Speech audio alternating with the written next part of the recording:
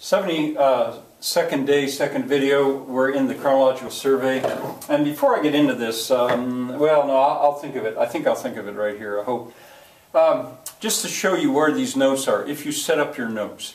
And back in the video, I think it's 9.2 and 9.3 in Frank's Hum 100, which is the name of this class. That's where I showed my students how to set their notes up. Well, this would be in the 18th section, by now who knows what page 18 point something. We're in the classical period. We spent some time in the prehistoric period. Classical period was the second one. We're down to the ancient Greeks after going through the Sumerians, the Babylonians, the Phoenicians, ancient Egyptians, the Hebrews, and now we're to the ancient Greeks. And I started with mythology. Spent some time there. Then I discussed Homer's epics, the Iliad and the Odyssey, and there's where you'd have stuff about that. Now I want to briefly talk about Aesop and his fables. He's legendary. There's no proof. We still really can't say this stuff is historic. It hasn't been corroborated. He's legendary, but if he ever lived at all, it was around 600 BC. The legend has it that Aesop was a slave, but he was very clever at telling these little stories. And I guess, I don't know if I'll do this or not, I guess I should jump over to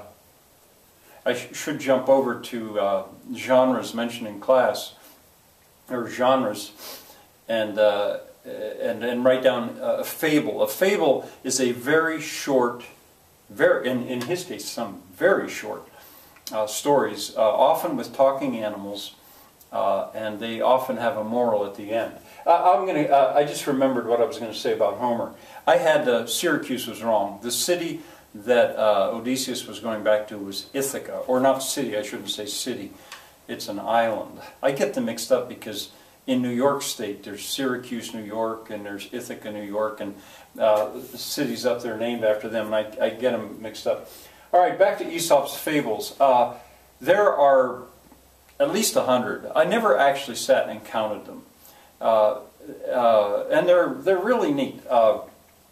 Certain ones are much more famous than others, and what I would do with the students would I say, okay, name one, name your favorite. And I didn't write them down. Oh, that reminds me too. I didn't show you the booklet on interjections, but I showed it to you before. They'll come up with the tortoise and the hare, and I'll say, well, what was the moral? Slow but steady wins the race. Yeah, good. The lion and the mouse, the city mouse, the country mouse. Certain ones are more popular than others, and I do have some of my favorites. I always like The Boy Who Cried Wolf.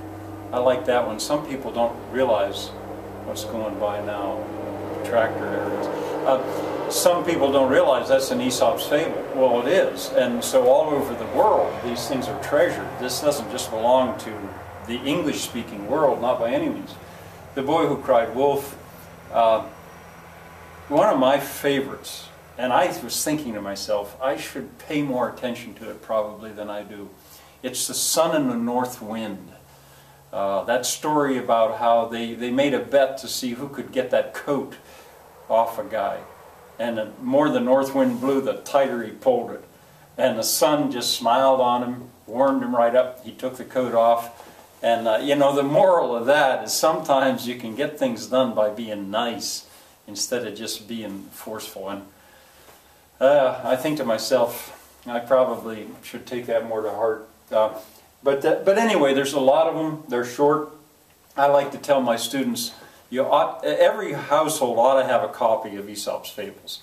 And I say, now and I used to love to do this because the kids, I say, now just think about this. 10 years in the future, you guys are going to be mommies and daddies, and you're going to come home from work, and your little kid is time to go to bed, and they'll say something like, oh, read me a story, Daddy, before I go to bed.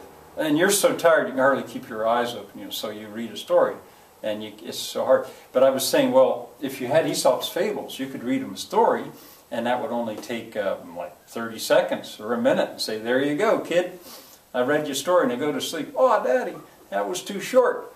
Read me another one. Well, all right, but that's two. And so you could read another one, and they're so short. And I can still see these kids in my class looking at me saying, "That's so mean." And I know it's mean. I sort of joke with it, but I say, you're going to be there. There'll be some time where you're a mommy and a daddy, and you're going to be so tired. But you love that kid so much.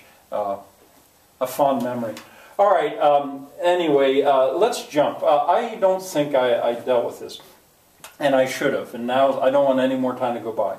Under epic themes, and I don't have the card to see, that's like section 5.1 or 4.1 or something. There's a theme of journey to death and return. An epic theme is a story or a part of a story that keeps showing up where somebody goes to the land of the dead and they come back. And usually they'll do it for somebody else. And I'd like to point out, I don't know if I have every one here, but it seemed to happen again and again. I don't know if you noticed it in Greek mythology. Hermes goes to the land of the dead to get Persephone. Hermes just the messenger. Zeus is the one that sends him down there, and Persephone gets to come back.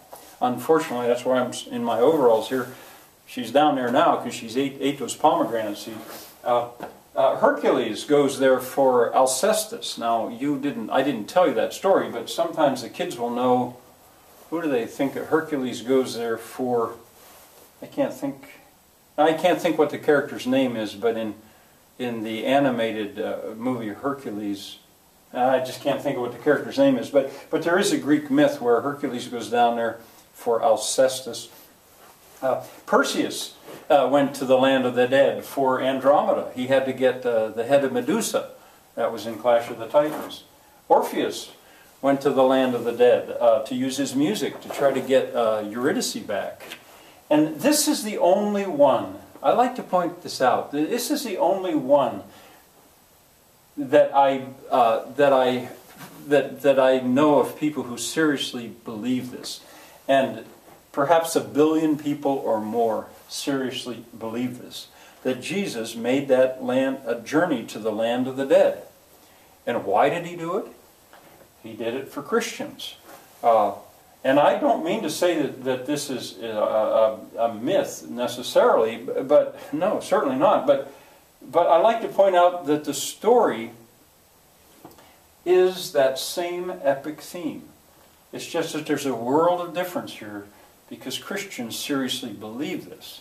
I'm not sure to what extent the ancient Greeks seriously believed any of that stuff. All right, well, tomorrow we're going to start something new. I'm still going to stay sort of schizophrenic up until Christmas in that there's 2 parts of this class. But the grammar's over, or at least the morphology is over. Chronological survey will keep going on, but I'm going to start something new. So I won't tell you what it is, but I'll show you tomorrow.